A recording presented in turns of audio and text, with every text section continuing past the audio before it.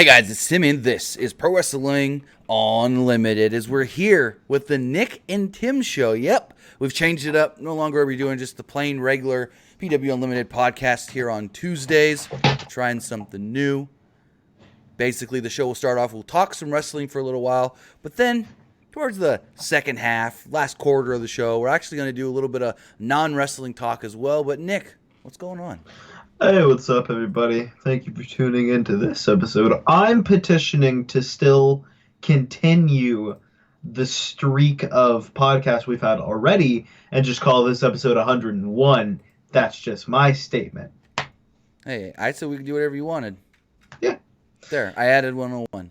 There you go. Take a look at the chat. We have Jacob's here. Chris McNutt is here as well. Jack Dawson is also here hanging out with us. Ringside News Twitters got suspended today, and that was the happiest I've been all day. Yeah, but they've been suspended before, and they just make a new one. Yeah. Remember when their thing was My Ringside News? No. Because their original plain Ringside News got suspended. So then they went My Ringside News, and then they were Ringside News _.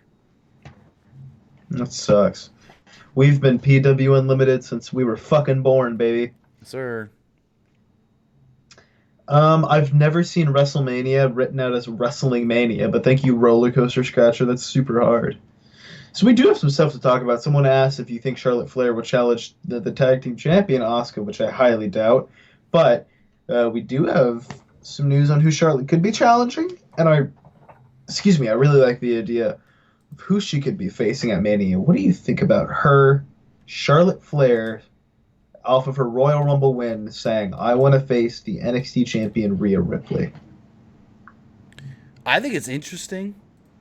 To be completely honest, though, it's a tough one for me because I can see them going, well, it's Charlotte at WrestleMania. She lost last year, so she's got to win this year. Hey, why does nobody talk about how over she put people this year? Like, Charlotte lost. She took like 1,000 L's this year. And that's what I was going to get at, is she lost at Mania. She lost a bunch of other matches, so they're probably going to think, oh, well, it's her time to get a big win. I think she's not. I don't think she's the kind of person that's probably sitting there going, I need to win this match. I want to win. I think she's more than happy. Like, No. I would assume she would be happy putting someone over like Rhea. I mean, I would assume she'd be okay with it, but you think they want to keep making her lose and lose and lose all these big ones. You know what I mean? Yeah, I mean, I see what you mean, kind of.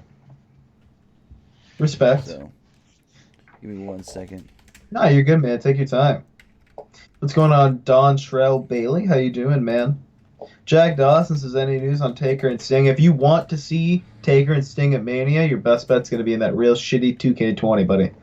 I don't think you're ever going to get that match. Well, Kristen McNutt. Sting may be wrestling in Saudi Arabia, but not connected to The Undertaker. That's all I've heard. It's not connected to The Undertaker.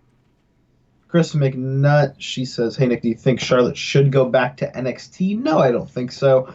I don't think someone like Charlotte needs to go back to NXT. And someone like Finn Balor, and I would say that Finn Balor, through like fan popularity, is probably a little bit more over than Charlotte is. But I think he benefits from going back to NXT because they just didn't know what to do with him in such a crowded roster area, and that women's division definitely needs somebody like Charlotte in there, because as much as I may not care for Charlotte, I understand that she is a crucial part of that women's division, and for her to go back to NXT would be real tough for Mondays and Fridays, I think. Yeah, I mean, and that's why it's like, okay, I could see her challenging, and that would be the one reason I would think she wouldn't win, because she ain't going to win the NXT championship and then just be on NXT. Yeah. So that's why. Like, if she does, and she does face Rhea Ripley, number one, that's going to be a great match. And number two, yeah. I'm sure you'll see Charlotte pop up in NXT. And even if they do a thing where it's like, all right, Charlotte's going for the NXT title, so she's going to go to NXT for a little bit. She's supposed to be in Orlando tomorrow. Whether she's going to be on the show or not, I don't know. But PW Insider did state that she's supposed to be in Orlando for tomorrow's NXT. I'd like to see it. I would like to see it. There were a few other Oh, there's 6 Yeah. possible Mania matches, So we know one for sure is Drew McIntyre, Brock Lesnar, because which A, is gonna that be match fun. was announced, and B, it's not like Brock's going to lose the belt beforehand. Does But Drew beat Brock though? I think so. I think so as well. The last shot has to be Drew holding up that belt.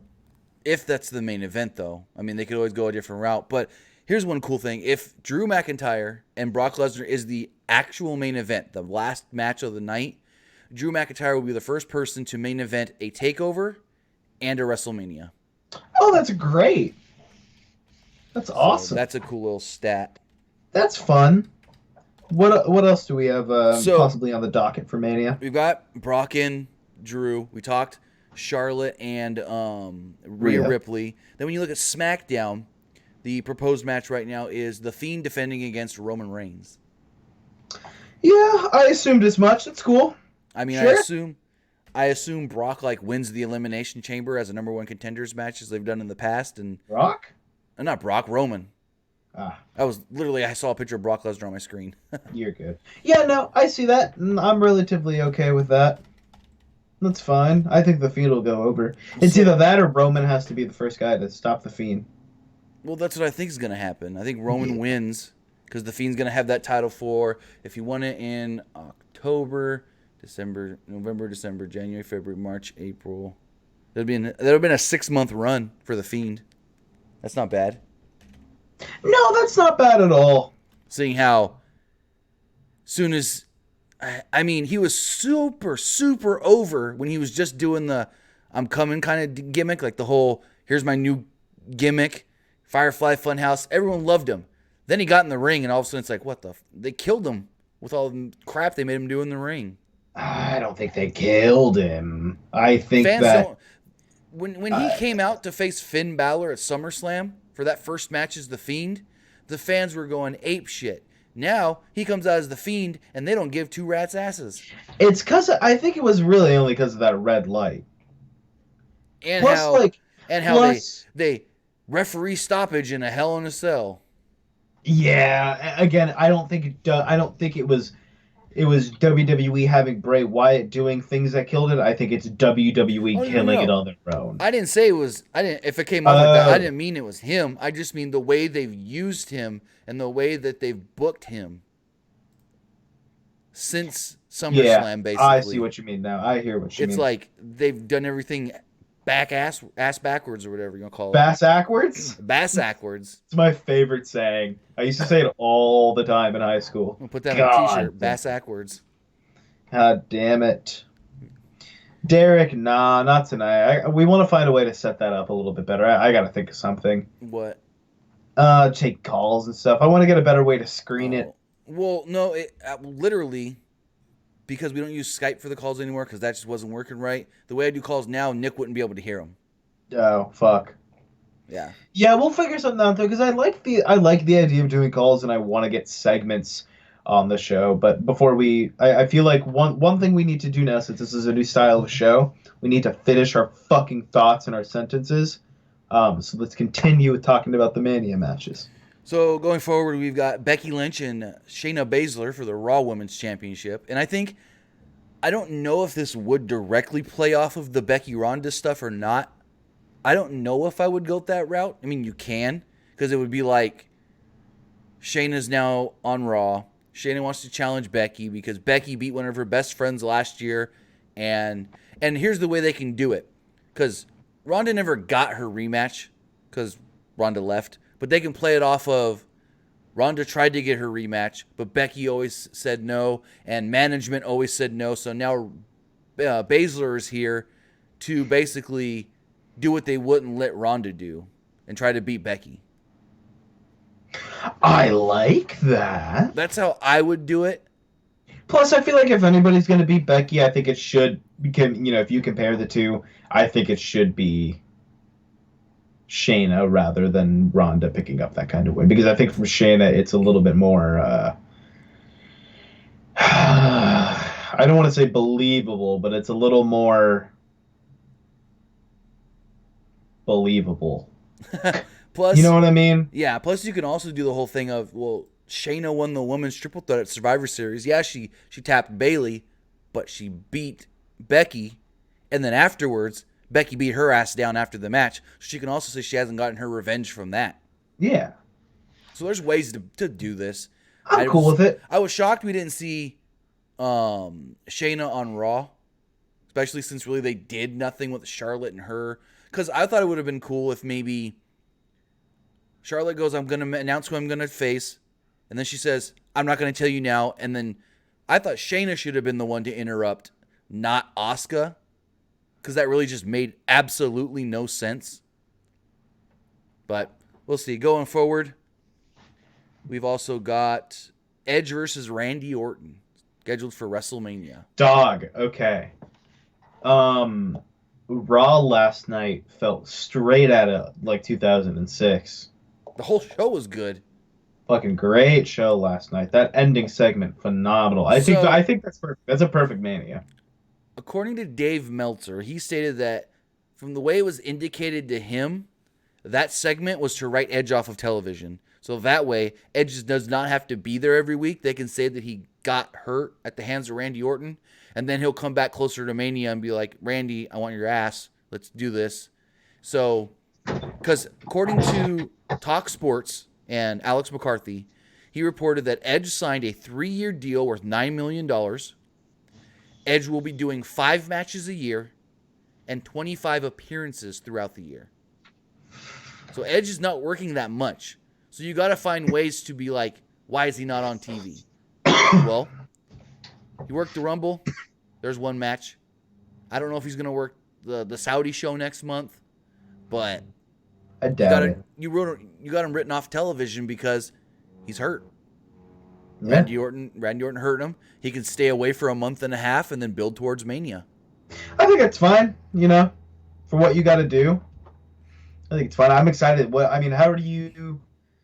we didn't really talk about it, but I think now that it's kind of clear that, like, oh, he's back. What do you feel about Edge being back? I know when Daniel Bryan came back, and we did that, like, initial live stream as soon as he got announced that he was coming back.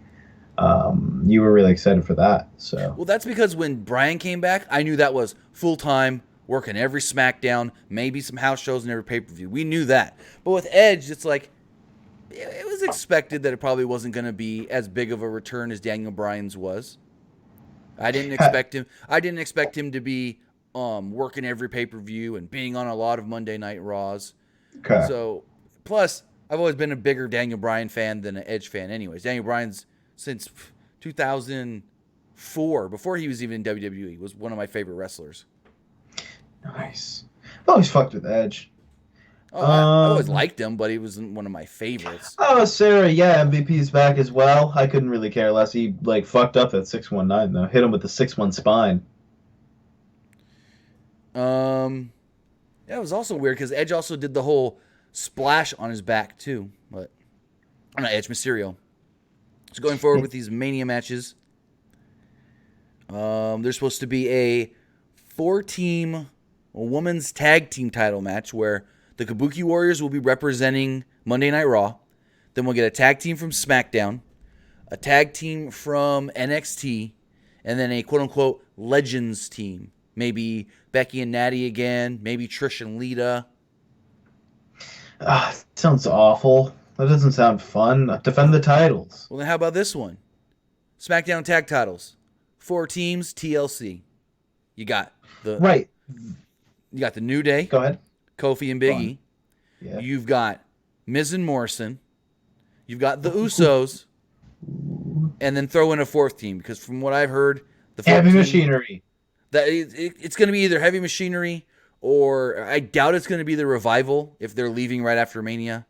So it's going to probably be their contracts are up in April, and they have no indications on staying. Nice. Because they're filing trademarks with the same guy that is Cody Rhodes' lawyer that files all his trademarks.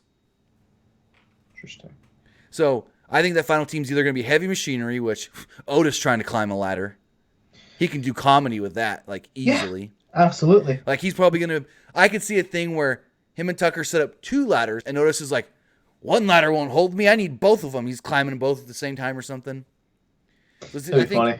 I think that team would be really good. And then the other team that's possible is Ziggler and Rude. Yeah, as I say, Rudolph. So we'll see how that goes. Those are 6 matches that are possible for WrestleMania. We also know, though, most likely, like, it's basically a lock now. Women's Royal Rumble, or women's Battle Royal, and the men's Andre the Giant Battle Royal. Those will probably happen as well. It's a 6-hour fucking event, man. At least. 6 fucking hours. Rumble was 6 with the pre-show. Going to a friend's house to a barbecue. Oh, you know what's be great? I'll be 21 for this, so I can just get drunk. That's gonna be crazy. That's gonna be my non-wrestling thing. I just realized it. So, I mean, Rumble, if you think about it, it started here. The main card started at, well, actually, the pre-show started at 2 o'clock here, and it ran until 8:15. That's 6 hours and 15 minutes for the Rumble. So, you think Mania's going to be at least the same? I saw this talked about a little bit. And I want to know what you think about it. What do you think about the 2-day WrestleMania thing? I know people are talking about it because New Japan did it. I don't think it'll ever happen. But it was weird that WWE had on After the Bell, they had Corey Graves. I don't listen to the podcast. I hate Corey Graves, but I saw it on Twitter. What happened? I didn't hear it. He just talked about Corey Graves was like, what if we made WrestleMania a 2-day event? And I believe he asked some wrestler. I don't fucking remember. If you guys know in chat, please let me know. I don't remember what a wrestler he asked. Oh, it was I'm sorry. He was talking to someone, but it was also in the Click, which is Baby Huey and Bimbo Jimbo's podcast, who are our friends. They talked to Drew McIntyre last week. And they asked McIntyre how he would feel about a 2-day Mania event. And he said that he think it would be good for the wrestlers because you can have the idea of having the Universal Champion on one night and the WWE Champion on the other night. But here's the thing with that. Shut up. What? If you look how New Japan did it, most guys work both nights. Is WWE going to have guys only work one of the two? Or are they going to make guys work both? They'll make it work both nights. Fuck it. So... But, I mean, if you were to do a 2-night Mania, how would you do it? Because, literally, if you look at the week and how everything's scheduled out, you've got Monday before, you got Raw. Then you've got nothing really on Tuesday, if you don't count WWE Backstage. Then Wednesday, you've got NXT. Thursday, you've got the Hall of Fame. Friday, you've got SmackDown. Saturday, you've got TakeOver. Sunday, you've got Mania. Where would you put the second day? Would you maybe just cancel the Hall of Fame ceremony and move TakeOver to Thursday and do Saturday, Sunday Mania? Like, that's the other thing. That's the other thing you got to think of. What? The scheduling of it, because every other day around Mania is locked up with something for WWE. I guess. I don't like how WWE really makes the whole WrestleMania like a week thing. I don't like that. Why not? I don't know. It's just like, fuck. It just feels like such a goddamn investment for just so fucking... I mean, to be completely honest, they're only adding actually one extra show that you don't have to watch compared to like a SummerSlam or a Royal Rumble weekend. Yeah, I guess the Hall of Fame. If you really think about it, if you watch everything on Rumble weekend, if you watch everything SummerSlam weekend, if you don't watch Hall of Fame at Mania week, then you're fine. Yeah, let me know in chat. What is your... And Tim, I want to know yours as well. What is your perfect length for a pay-per-view? 3 hours. Like 3 hours? Go fuck yourself. Why? 2 hours. You can't have the pay-per-view shorter than Raw. Fuck it. I mean... A 2.5-hour takeover is usually really, really good. And that's what they usually go, 2.5. Yeah. So that's why I was thinking like 2.5 to 3. But at the same time, when you think about Mania, you at least got to get that show in. You got to get as many people on the show as possible.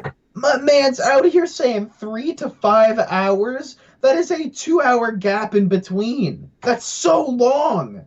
5 hours? Fuck. I mean, it's basically what we had Sunday. 5.5? It's what we had Sunday. Like I said, with the pre-show, Royal Rumble was 6 hours and 15 minutes with the pre-show. You guys are psychopaths. AJ with 2.5. That's a solid answer, buddy. But Kristen just said an hour. It's 2 matches. if you watch an Impact. Bill Cosby says 3 hours. 3 hours, I feel like, is the acceptable longest time I could probably sit without being like, fucking hurry up. But, And I'll be honest with you, takeovers feel short as fuck. and they go about 2.5. Because let me see Yeah, what time. This year's takeover, the pre-show started at 3. Main show started at 4. Yeah, this year's takeover was 2.5 because the main card started at 4 and it was over at 6:30. And then they had the one match on the pre-show, which if you watch the pre-show, you watch the pre-show. If you don't, you don't. I don't. Hey, how would you guys feel if instead of you guys watching the WWE pre-show, you came and watched us instead for a pre-show where we just didn't talk about anything of value, but just shot the shit 30 minutes before the show, or like an hour before the show, so you didn't have to like sit bored for an hour. Because I'm not gonna lie, I've definitely sat before papers and been like, believe it or not, I don't want to listen to what Sam Roberts and David Otunga have to fucking say. I hate Sam Roberts, thinking he's just pretending to be a heel the whole time. Man said cut the pre-show to 30 minutes and the show to 2.5, 3 hours for what, Mania? Or just pre-shows in general? No, I think what you're saying is do a 30-minute pre-show and then a 2.5 to 3 hour main show. Oh, yeah, that's acceptable. So that would just mean that no match on the pre-show then. That's fine. Because a 30-minute pre-show, they wouldn't really have time unless they give guys like an 8-minute match or a 10-minute match. I mean, I'll be honest with you as well. I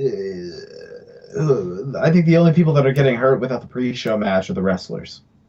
Because they're just losing a spot to wrestle on the card. But really, they could just have a dark match that night and not have it on air. Who cares? Well, yes and no, because if they do the pre-shows the same way, you'll see the stuff going on in the background.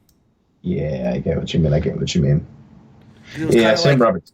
Because it was kind of like when NXT used to have to film matches before they were live at TakeOver. They would do it right before, like literally right before they went live at the pre-show. And I believe the pre-shows were shorter then too, so they can get it all in. Yeah, I appreciate that. There's something I wanted to mention, but I just totally blanked off the top of my head. Totally blanked. That's a bummer, man. Hating that. I got a question for you. It's non-wrestling related though. I really hope I don't have an answer, but go ahead. You will. So this Sunday is the Super Bowl. Okay. Do I care? Huh? Oh, I thought you were going to ask me if I cared. Do you? Not really, no. Even though you're from SF? I'm not from SF. You know, the Northern California area. I'm also a Raider fan, Chief. True. I just thought you selling all that 49ers merch, getting you a little hyped up. Yeah, no kidding, man. Anyway, so 8 days away Super Bowl. Biggest football game Why of is the this? season. Hold on. Super Bowl away from the big. Super Bowl is Sunday. Mm-hmm. And it's always been on Sunday. Everyone's always like, well, that's what you got to do. We're creatures of habit. What would you think about moving the Super Bowl to a Saturday? Now, hear me out. The reason for that, there's a teenager that started a petition on change.org. Oh, yeah, I saw this. He's got over 50,000 signatures on it. Jesus. His thinking is, his logic is, move the Super Bowl to a Saturday, so that way, if you're a teenager that needs to go to school the next morning and the game runs late, you don't got to worry about going to bed late. Or if you're an adult and you want to get fucked up drunk, you don't got to worry about a hangover the next morning and you have to go to work first thing in the morning. No, who gives a fuck? So what would Let's you just think make it on Sunday. So what would you think if they moved it to a Saturday? Nah, dude. Sunday's football day, man. Sunday's just when football is. And it's just, I don't know, it's just a written rule that I feel can be unchanged, no matter how much I kind of don't care about football. Like, it's just going to be on Sunday, kid. Sorry. I mean, his logic isn't wrong. I mean, I get where he's coming from, but also, like, anyone above the age of 13, if they're tired, they're just going to fucking go to bed. And honestly, if they're fucking me, and I was like, man, I didn't go to bed till, like, midnight last night because the Super Bowl went hella long. I just didn't go to school. I just started ditching class. Well, not everybody's like you. I guess not everyone wants to be a fucking 2-time high school dropout. But I mean, that goes along with the other thing that was talked about last year, moving Halloween to a Saturday, making it the last Saturday of October every year, so that way kids can go trick or treating, not have to worry about coming home early because they got school the next day. Like this year, I think Halloween was on a Wednesday or Thursday, something like that. Because it's like, Oh, because the whole thing was, it was funny because someone oh, said something. They were like, if Thanksgiving can be on the last Thursday, why can't Halloween be on the last Saturday? that's crazy. I just don't care. I don't know. Genuinely just never cared when holidays were. Because usually if there was a major holiday, if I knew I was doing something, and then be it not even a holiday, like the Super Bowl, and I'm going to get like pissed drunk, like, I'm aware that like tomorrow I'm just going to be handicapped, and I'm going to let people know now. I'm not going to be alive. I'm sorry. I mean, valid points though for the reasonings. I mean, yeah, I get it. I do think it's funny that I'd say like I mentioned that I tell people right before I get like super fucking like piss gone, like if I'm gonna smoke a bunch. Uh huh. I turn fucking I turn 21 in like a month. Dog, every episode of this podcast I will be drunk. Oh Lord, It's when's your gonna be birthday again? February 22nd. Oh, so you may Yeah. be, if AEW does Vegas again, you're gonna have more fun this time. Fuck yeah, I can actually do shit. I can have fun. That'll be interesting. Wayne Montgomery, you're absolutely correct. I'm going to be watching some XFL next month. You're going to be seeing some XFL content actually on the channel. Ooh, interesting. Yeah, you're going to see XFL stuff Oh, from. I've got some ideas with my brother. Pat McAfee doing some commentary and stuff. God damn it! I want to be Pat McAfee's friend. Imagine the perks you get for being Pat McAfee's friend.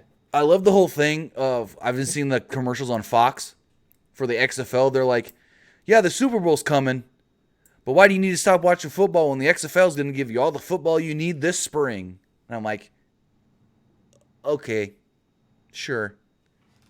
I don't know, man. I think the XFL is going to be an immediate flop. Well, This is still not technically wrestling related, it's football related. But I think if you're going up against, even if you're not going up against directly NFL fucking viewership, home dog, like, who gives a fuck about the dudes you have signed? well, Their apparently, only saving grace was signing a guy like Kaepernick or Antonio Brown, who we both know won't be signed. But isn't oh, the they ain't getting Antonio Brown. Hell no. no? Because don't they not want anybody with like a criminal background? They even said they didn't want people with DUIs on their record. Ah, sorry, Austin. My But brother. that's what they said. And then I think one of the teams was talking with Johnny Manziel. Nice. But He's the best fit. Again, the XFL needs the dudes like Manziel and Antonio Brown, and they need the kind of loudmouth, really shitty kid well, players. if you believe what you hear on like ESPN, you don't want Antonio Brown because he just gives no fucks in the locker room and doesn't do what he's asked. It's not shocking. Even though I think at one point I think it the lasted. Saints may have been interested in him last. Yeah, it was the Saints actually. I believe it lasted a season. But The XFL, the last time it was around, it yeah, lasted a it season. lasted barely one season. But here's the thing this time. Vince has put enough money in to go at least 3 seasons. Like he was told, this is how much you need to do one season. This is how much money, even if we make no money, this is how much you will need to put in. And he cashed out enough WWE stock for 3 years.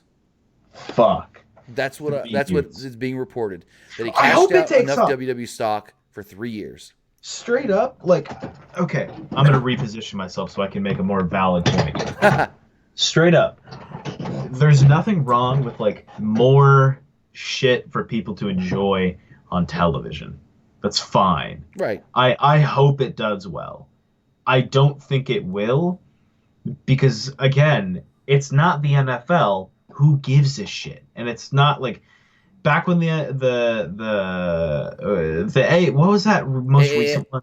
the one that was just earlier this year or last year? Yeah, The yeah, AAF. and they were considered like NFL's like minor league system. Kind of. You know they Kind of. tried. You know what they tried to do before they started AAF, right? What? They guy that started it.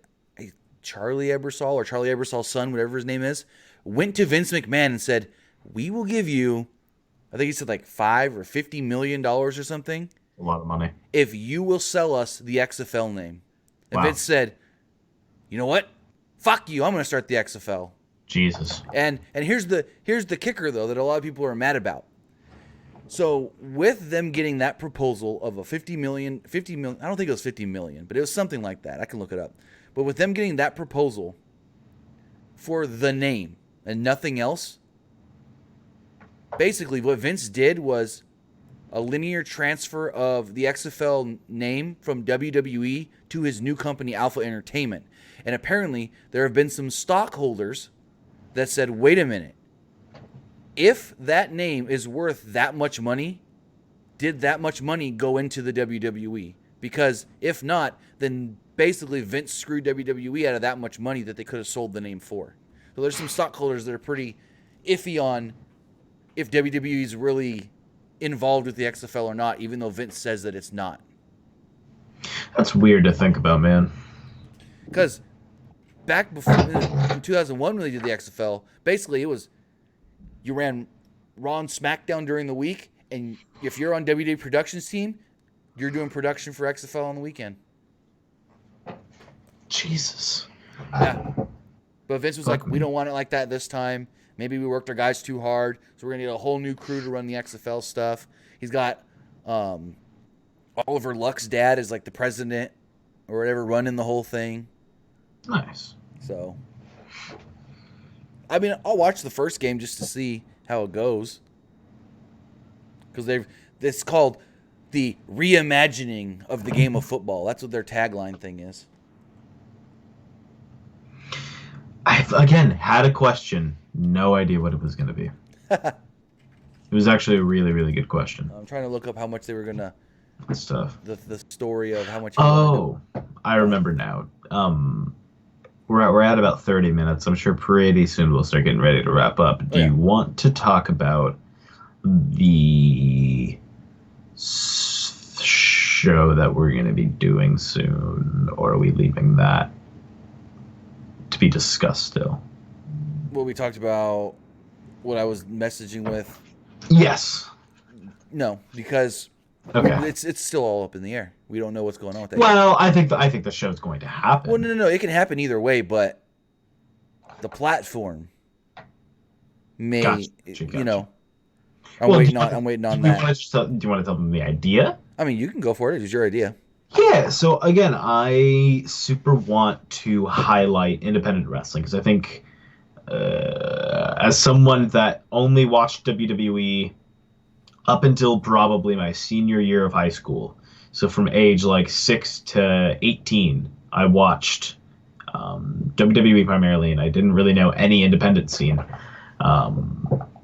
It got stale and it got boring, and I know a lot of you always complain, Monday Night Raw was tough to watch this week. Fucking SmackDown was just mediocre, but they have such good talent.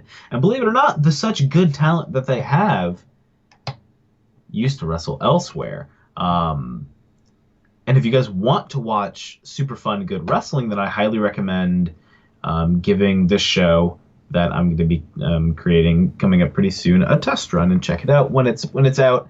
I'm going to be excited to highlight a whole bunch of independent wrestling, a whole bunch of cool shit that I've seen, and give you guys some great suggestions. And of course, you guys are always welcome to DM me shit that you see and like, hey, check this out. We think you should talk about this on, the independent wrestling show, and blah blah blah. I'm always happy to see what you guys find as well, because I think that's the fun part of wrestling. Is I think my favorite thing is probably getting DMs from like random ass people, or sending Tim random ass DMs at like 2:30 in the morning of just be going like, what fucking why are they wrestling in a cave? How did they wrestle in a goddamn cave? Like shit like that's cool as fuck. And God damn it, I like sharing that kind of stuff, and I want to be able to share all the really cool and actually like really interesting wrestling that's going on, because it re-sparked my love for wrestling, and I got very back into it. And it wasn't one of those things where it's like, yeah, I just watched WWE. It was like, yo, I watch like independent wrestling, which is like this equivalent of like I listen to underground music, or I listen to music that's not cool yet. You know what I mean? Right. So we're going to be making a show about it. I recommend checking it out once it's out. Hopefully, I want to shoot for it to be out. Today's the 28th. I want to shoot for it to be out at least by the 5th, which is next Wednesday. So I've got about a week to work, a little bit over a week to work on this.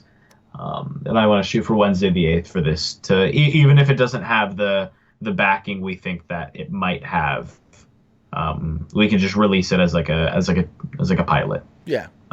Which I think is going to be fun.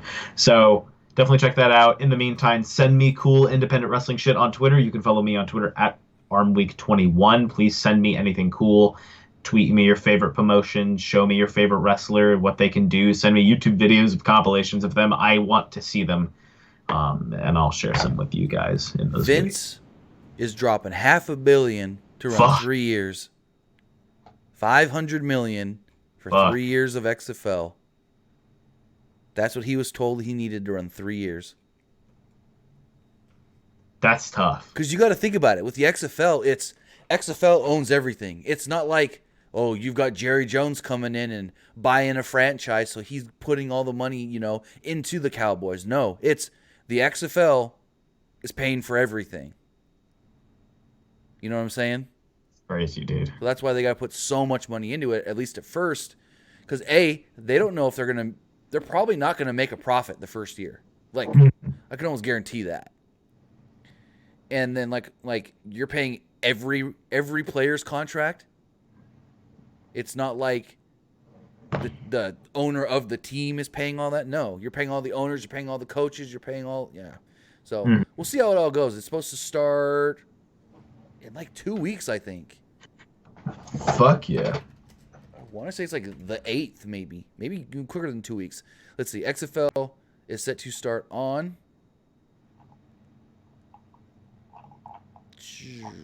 Why don't I have this here? The first game for the XFL. No, I don't want to know when it was. Next month, I think. Well, I know, but I think it's like a week after the Super Bowl. Okay, I know it was announced in. I want to know when it's going to start. And I want to know it was announced. The opening weekend of the 10-week regular season kicks off Sunday, February 9th, when the New York Guardians host the Tampa Bay Vipers. Respect. That game will be broadcast on Fox. And then they will also have a game at the same time on ABC. No. The first game is on ABC the Saturday, the February 8th. And then they have one the 9th? Yeah, they have 2 games Saturday the 8th and 2 games Sunday the 9th. That's how it's going to run every weekend. There's going to be 2 Saturday games and 2 Sunday games for 10 weeks. That already sounds fucking convoluted. How? You know how the NFL does it? They do one day. Well, no, they don't, I guess. They got a game at 2 p.m. Eastern on ABC, and then a game at 5 on Fox, and then basically the same thing the next day. Yeah, so you got your like morning, afternoon, West Coast. Yeah, so all games will air on either ABC, Fox, ESPN, or Fox Sports 1. Fuck yeah, man. I hope it goes well. We'll see. Literally, the AAF, if they didn't get some big-time investor to come in after Game 3, they wouldn't have lasted past Game 3. Jesus. Like, they ran out of money that quick, and this guy had put in like $200 million, basically bought the AAF. I heard he did like a week, 2 weeks, and goes, this ain't worth my time. We'll finish out the season, and then I don't even know if I want to keep putting money into it. Wow. Yeah. Get fucked. Well, they were getting like no one watching. Like their ratings were horrible. Oh, and that's what you got to worry about with the XFL. At least, like, I'm looking at the schedule here. Most of their stuff is on regular broadcast television. So it's not like people ain't going to just randomly find it on TV. They'll be able to find it because most of these is ABC and Fox. There's some FS1 and ESPNs and stuff, but a lot of ABCs and Fox. So that's good for them. Nice. Fuck yeah, man. And before anybody asks, this has nothing to do with SmackDown on Fox and how they got to Fox. It's a completely separate deal that is not tied to WWE, because I saw a lot of people trying to say that. Well, there you go. Well, Tim, think before we run ourselves dry, but absolutely nothing else. You want to wrap it up? Yeah, we can wrap things up. Absolutely. Thank you guys for tuning in to whether you call it episode 1, episode 101 of the new show, the Nick and Tim Show. Who knows what the fuck we'll talk about? Because God knows we don't before we even start the show. Let's be real here. That's the fun about it. It's something, buddy. You can follow me on Twitter at ArmWeek21. Follow us on Twitter at PWUnlimited, Facebook.com/Pro Wrestling ULTD. Kirsty McNutt with a fat $2. Thank you. Tim, where can they find you? You can find me basically everywhere at Timmy Buddy. And to answer Henry Cavallo's question, it's an unpopular one, but my favorite Star Wars is Episode 1, only for the sole fact that my favorite Star Wars character ever is Qui-Gon Jinn. I don't wish think we I've would have bet- got more Qui-Gon. Don't think I've ever seen a Star Wars movie. Blasphemy. Yes, the show will be on this channel. Dontrell. Yeah, I've never seen Star Wars, but what you guys should do is call your mom. She probably misses you. Have a good night, guys.